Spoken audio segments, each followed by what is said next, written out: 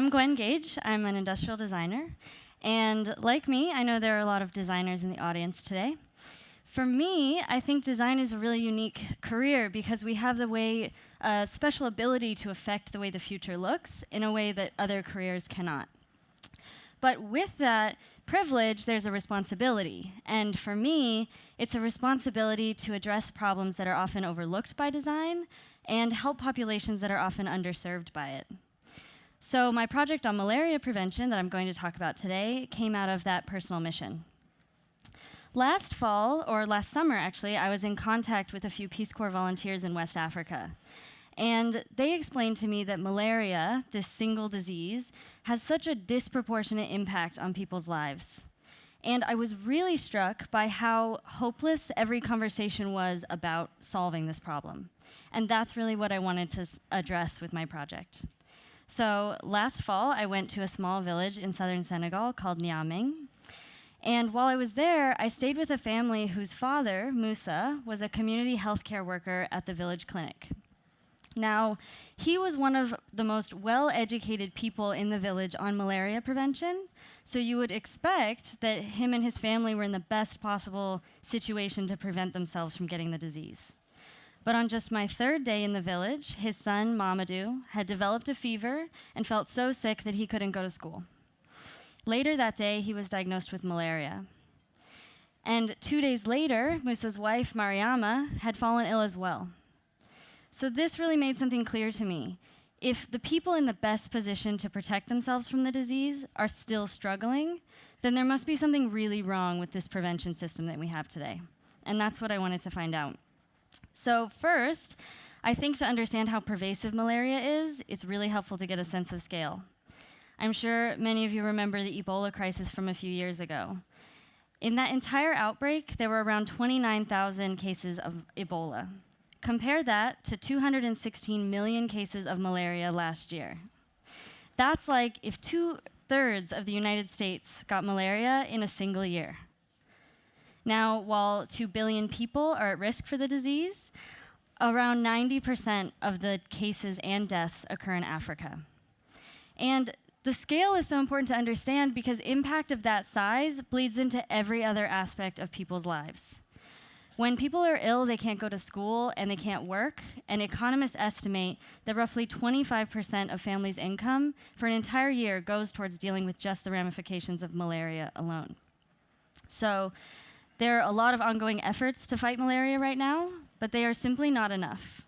Somewhere, millions of people are falling through the cracks. So I looked at the life cycle of malaria to see where some of these efforts might be falling short, and I decided to address 2 specific gaps. The first is in the transmission phase, when everyone is getting bitten by mosquitoes. The second is in the delivery of medication to the most remote areas. Now, it was also really important to me that this project be a realistic solution for a rural area in a developing nation. So I set myself some guidelines that what it needed to be was cost-effective, intuitive to use with minimal guidance, and very easy to distribute with limited infrastructure. So first, let's focus on the transmission phase. One thing that's important to know is that mosquitoes don't bite all the time. They actually bite between roughly the hours of 6 p.m. and 3 a.m. Now, bed nets that people use now are doing a really good job of protecting them while they sleep, but there's currently no protection for the earlier evening hours when people are outside just hanging out. So I designed a large outdoor mosquito net to provide this missing protection. To keep costs down, it uses locally available resources like sand to create built-in sandbags that secure the space and give it some structure. It's hung using just a little bit of rope or twine that runs through channels on the top. And it was really important to me that it's useful in a variety of situations. So depending on the number of connection points, you can hang it in 3 different ways. The best one is this one on the left for 4 points of connection because it has the most usable space inside. This can fit around 15 people at a time. This is also really useful for the summer months when people often are too hot in their huts, so they sleep outside. And right now, there's no way to hang the bed nets outside, so people just end up sleeping unprotected.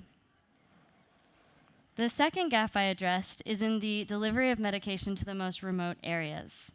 So one thing I haven't mentioned about malaria yet is that it's curable. However, every year, 500,000 people die from the disease. In most cases, a simple 3-day course of medication, which is provided for free from foreign governments, can solve the problem entirely. But in these rural areas, there's not always a consistent stock of that medication. And that uncertainty is a really big problem, because what happens is it creates this distrust in the healthcare system, because people don't know if they can get care, and then they stop going to get treatment, and it just makes the whole situation worse. So I'm focusing on this last stage here, where medication is delivered by volunteers to the most remote areas. As you might expect, the road conditions in these rural areas can be really difficult for large vehicles to navigate. And some areas, some villages, are only accessible by small paths, either by foot or on bike. So, to get medication to these areas, volunteers from the community are deputized into the healthcare system and responsible for retrieving medication for their particular village from a larger city clinic. The medication that one volunteer actually collects could have to cover hundreds of people in a single village. So this is Samba. He's one of those community healthcare workers that I met with. And volunteers like Samba have to use whatever they already own to transport the medication. And in most cases, that's a backpack, which can only fit around 7 boxes at a time.